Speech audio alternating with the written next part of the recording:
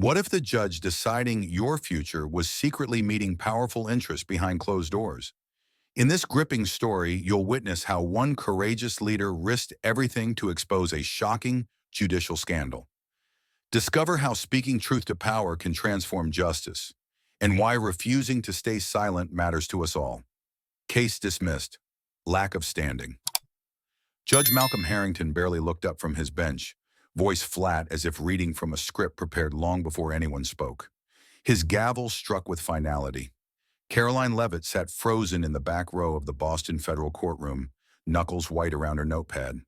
Weeks of evidence gathering on suspicious corporate donations. Gone. Dismissed in less than 20 minutes without even opening the evidence packets. "That's it?" whispered Alex beside her. Caroline didn't answer. She watched Harrington's clerk, noting how unsurprised the young man seemed by the abrupt ruling. Rain poured outside as activists huddled under the courthouse overhang. A reporter approached, recorder extended. "Ms. Leavitt, comment on Judge Harrington's ruling?" Caroline's jaw tightened. "This wasn't justice. It was theater. The decision was made before we walked through those doors. That's a serious accusation. It's a serious concern." Her voice steady, eyes direct. "When judges won't even examine evidence before ruling, we should all be concerned." Later, driving through rain-slick streets to her Cambridge apartment, Harrington's dismissive tone echoed in her mind. Something fundamentally wrong, like a mathematical equation that didn't balance. She called her brother Marcus from her small kitchen table. "He dismissed without reviewing submitted evidence," she explained. "Didn't even make eye contact with plaintiff's counsel." "Lack of standing is common, Care," Marcus replied, corporate attorney voice measured. "But dismissing without review is unusual. Could be nothing. Or something else entirely." She opened her laptop, already pulling up Harrington's previous rulings. What began as curiosity quickly revealed pattern. Caroline tracked rulings, parties, outcomes, created spreadsheet after spreadsheet. By Friday, the data told a story, a distinct pattern of dismissals favorable to certain business interests, especially in cases involving campaign finance. Harvard Square coffee shop, steam rising from mugs. Caroline pushed notes across table to Sarah Donovan, investigative journalist. "See it?" Sarah scanned pages. "Interesting. But correlation isn't causation. I'd need more before pitching to my editor." "What kind of more?" "Connections, relationships, money trail, something that explains why." Caroline nodded once. "I'll find it." Command Central formed on Caroline's dining table. Volunteers from her organizing network assigned research tasks, financial disclosures, conference attendance, donation records, printouts covered every surface. Red string connected points on her wall. 3 days later, first real lead. "Harrington spoke at private events hosted by American Judicial Forum," said Layla, pointing at her screen. "And look who funds the forum. Emerald Development Group, Atlantic Petroleum, Clearwater Banking, all beneficiaries of Harrington's rulings." FOIA request yielded Harrington's public calendar. Caroline noted suspicious gaps before major rulings, including day before dismissing her case. "You need someone from inside," Marcus warned during late-night call. "Someone who knows what happens behind closed doors." The email arrived 3 days later to her organization's general address. "I worked for Harrington. There's more. Cambridge Public Library, Thursday, 2 p.m. Caroline positioned herself between tall bookshelves, clear view of both exits. A woman in dark-rimmed glasses approached precisely at 2 o'clock. "Eliza Chen. I clerked for Harrington 18 months. Quiet corner of Library Cafe." Eliza's hands trembled slightly. "Harrington maintains 2 calendars. Public one you've seen. Private one only inner circle accesses. He meets regularly with Thomas Weller." "Who's Thomas Weller?"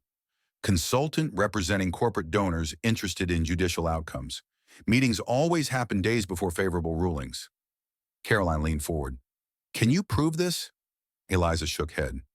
"I can give dates, not documentation. I left because I couldn't be part of it." Hesitation. "There's more.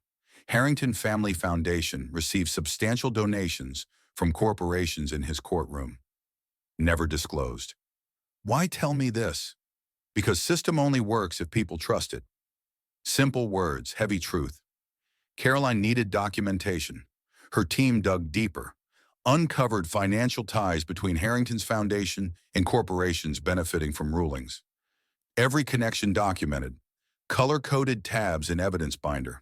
Harvard Law School, Harrington giving public lecture on judicial independence in modern America. Karoline in audience, pulse quickening as Q&A began. Judge Harrington, she stood, voice clear. When should judges recuse themselves due to personal or financial connections to parties in their courtroom? Harrington's expression remained neutral, eyes narrowed slightly. Recusal standards are clear in federal guidelines. Judges are trusted to apply them appropriately without activist interference. Even when family foundations receive donations from litigants, that sounds like activist rhetoric rather than legitimate question. Dismissal, next person. Exchange captured on video, shared online. Thousands of views by morning. Backlash immediate from conservative legal organizations. Social media flooded with attacks, some containing threats, but support too. Government watchdog groups reached out. Sarah's editor finally approved story. Be careful, Marcus warned. You're poking powerful institution. Someone has to. Breakthrough came unexpectedly. Server from Rossetti's, exclusive Boston restaurant, sent message through website. I have photos you should see. Images showed Harrington dining with Weller and executives from Emerald Development, 3 days before dismissing Karoline's case. Digital forensics confirmed authenticity. Sarah published first article, Questions of Judicial Impartiality, Inside Judge Harrington's Private Meetings. Harrington's office released statement, purely social gatherings with longtime acquaintances, unrelated to court matters. Karoline wasn't deterred. She compared meeting dates with ruling timeline, found 87% correlation between private meetings and favorable rulings for those present. More damaging, Harrington failed to disclose connections on official recusal forms. Second source emerged. Courthouse security officer confirmed late-night meetings in chambers with Weller. Dates matched Karoline's timeline. Time to go public with everything. Courthouse steps, cameras rolling. Behind Karoline stood easels with enlarged timelines, connection charts, highlighted recusal forms. She spoke without notes. This isn't about one case or ruling. This is about pattern of behavior undermining foundation of justice system. Methodically walked reporters through evidence, meetings, financial connections, statistical improbability of ruling patterns occurring by chance, not alleging corruption, demonstrating clear pattern of undisclosed conflicts violating judicial ethics. Local stations carried press conference live. Clip explaining timeline went viral, shared by senators, legal commentators. Behind blindfold trending by evening. Federal Judicial Conference announced preliminary review based on evidence. Momentary triumph quickly challenged. Conservative media labeled her judicial terrorist. Car vandalized, back off, scratched into driver's door. Security system installed in apartment. Sarah published second, more explosive article. Speaking fees Harrington received from organizations with active cases before him. Fees never disclosed in financial statements. Harrington filed motion to block investigation. Politically motivated witch hunt. Supporters protested outside courthouse. Karoline received cease and desist letter threatening legal action. We won't be silenced by threats, she told increasingly nervous team. Evidence speaks for itself. Expanded dossier submitted to Oversight Committee. Now included evidence suggesting 3 more judges had similar patterns. Story grew beyond Harrington. Suggested systemic issues within federal judiciary. Formal hearings scheduled. Karoline testified first. Presented evidence chronologically, dispassionately. Facts, not accusations.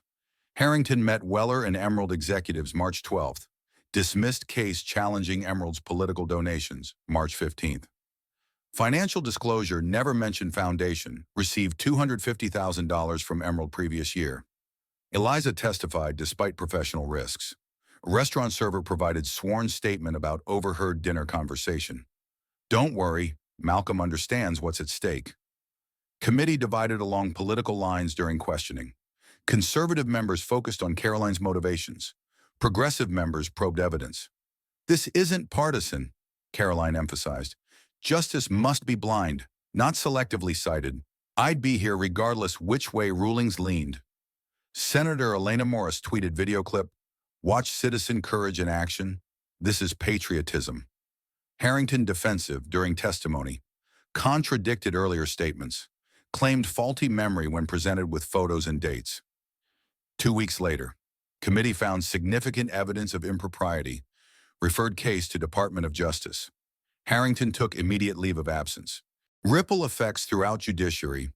3 judges voluntarily disclosed hidden connections, recused themselves from pending cases. Chief judge issued new disclosure requirements for district. Karoline worked with bipartisan legislators drafting Judicial Transparency Act, testified before congressional subcommittee, voice steady describing how citizens lose faith in broken systems. Judiciary's power comes from public trust. When trust breaks, democracy itself undermines. Public polls showed overwhelming support for stronger disclosure requirements. Weller and Associates face separate investigation for influence peddling. 6 months after sitting in Boston courtroom, Karoline received news. Harrington resigned rather than face removal proceedings. Resignation letter cited health concerns. Everyone understood real reason. That evening, Karoline removed last newspaper clipping from wall. Headline, Harrington resigns, citizen investigation leads to judicial reform. Marcus called. "You did it, Care. Wasn't sure you could." "Not just me," she replied. "Took people willing to speak up. Eliza, server, security guard. One person couldn't have done this alone." "What's next?" Karoline stared at empty wall. This was never just about Harrington, about making sure no one's above accountability. 6 months later, Boston University, law students filled lecture hall. Behind Karoline, projection screen showed her new organization, Judicial Accountability Project. Trained citizen observers in 32 states, people attending court proceedings, tracking rulings, ensuring transparency. 15 judges nationwide have disclosed previously hidden connections. Student raised hand. Can one person really make difference against such powerful institutions? Karoline didn't hesitate.